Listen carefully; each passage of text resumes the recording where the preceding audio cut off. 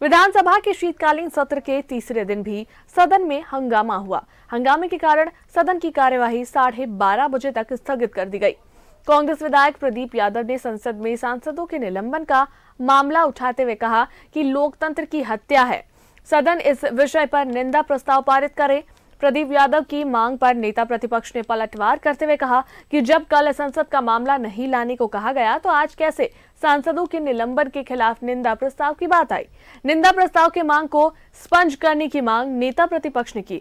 वही विधायक भानु प्रताप शाही ने व्यवस्था के माध्यम से नियोजन नीति स्पष्ट करने की मांग करते हुए कहा कि बेरोजगार युवाओं के साथ खिलवाड़ हो रहा है। सत्ता पक्ष और विपक्ष के हंगामे पर स्पीकर ने टिप्पणी करते हुए कहा कि प्रश्नकाल को हंगामा काल करवा देता हूं।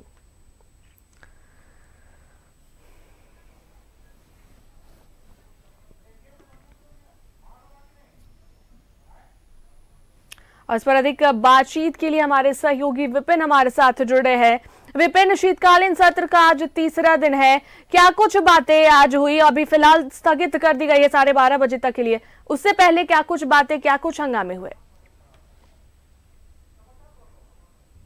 देखिए, तीसरा दिन भी सदन में आज जो गतिरोध था पक्ष विपक्ष का वो देखने को मिला। जिस तरीके से बात करें तो कई विषयों को लेकर आज सदन की कार्रवाई के शुरुआत के साथ ही जब सदन के बाहर बीजेपी ने एक मैसेज दिया कि नियोजन नीति के मसले पर सरकार से सदन में बीजेपी जवाब मांगेगी। और जब विधानसभा के शीतकालीन सत्र के तीसरे दिन की कार्रवाई की शुरुआत हुई तो व्यवस्था के माध्यम से विधायक प्रदीप यादव ने कल जिस तरीके से संसद में सांसदों के निलंबन का मामला आया था उसे उठाते हुए इसे लोकतंत्र के इतिहास में काला दिवस बताया।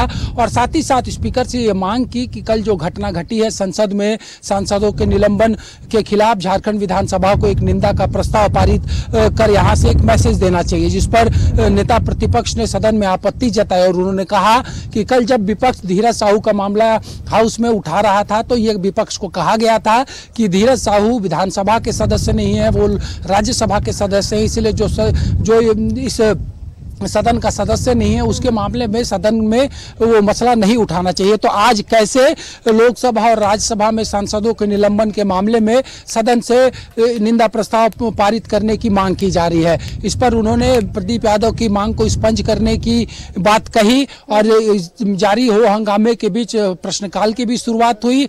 इस दौरान नेता प्रतिपक्ष ने कुछ महत्वपूर्ण विषय भी सदन में उठाया। उन्होंने कहा कि बीते दिनों जब देश विजय दिवस मना रहा था तो ऐसी स्थिति में उस विजय दिवस का एक सैनिक राजभवन के समक्ष पोदना बालमुचू जिसका नाम है वो अपनी मांगों को लेकर धरना दे रहा है। उन्होंने इससे पूर्व में मुख्यमंत्री के साथ उस पूर्व सैनिक की हुई मुलाकात का हवाला देते हुए कहा कि उस वक्त मुख्यमंत्री ने उस पूर्व सैनिक की बातों को जो जमीन से जुड़ा हुआ मसला है उसका समाधान करने का आश्वासन दिया था। साथ ही साथ उन्होंने राजभवन के समक्ष जो धरना चल रहा है उस पर भी सरकार से संज्ञान लेने की बात कहते हुए मुख्यमंत्री द्वारा सदन में सरकार की स्थिति को स्पष्ट करने की मांग करी, जिस पर संसदीय कार्य मंत्री ने कहा कि पूर्व सैनिक का क्या मामला है, इस पर सरकार जानकारी इकट्ठा कर उस पर अग्रतर कार्रवाई करेगी। वहीं जब मामला जो धरना राजभवन के समक्ष चल रहा है उसका आया तो उस पर संसदीय कार्य मंत्री ने कहा कि क्योंकि ये पूर्व की सरकार के वक्त बनाई गई व्यवस्था थी और जिस काम के लिए इन अनुबंध कर्मियों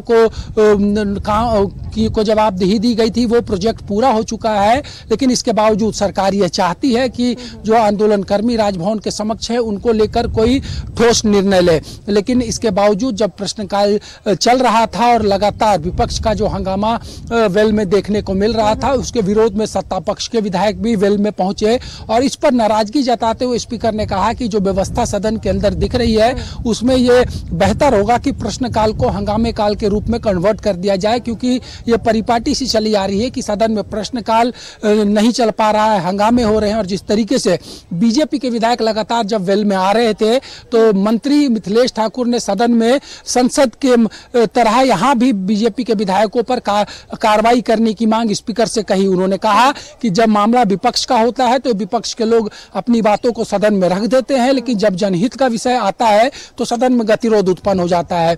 तो कुल मिलाकर जो स्थिति उत्पन्न हुई हंगामे के बीच दो सवाल जरूर सदन में आए, जिसमें से एक को पुट कर दिया गया। उसके बाद स्पीकर ने जारी गतिरोध को देखते हुए सदन को 12:30 बजे तक के लिए स्थगित कर दिया है।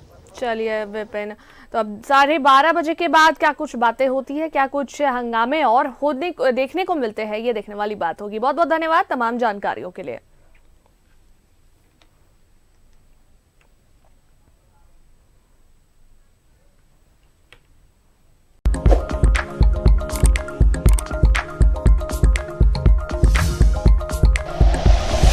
Like and share videos, subscribe करें हमारा चैनल और प्रेस करें बेल आइकॉन। न्यूज़ 11 भारत, सच है तो दिखेगा।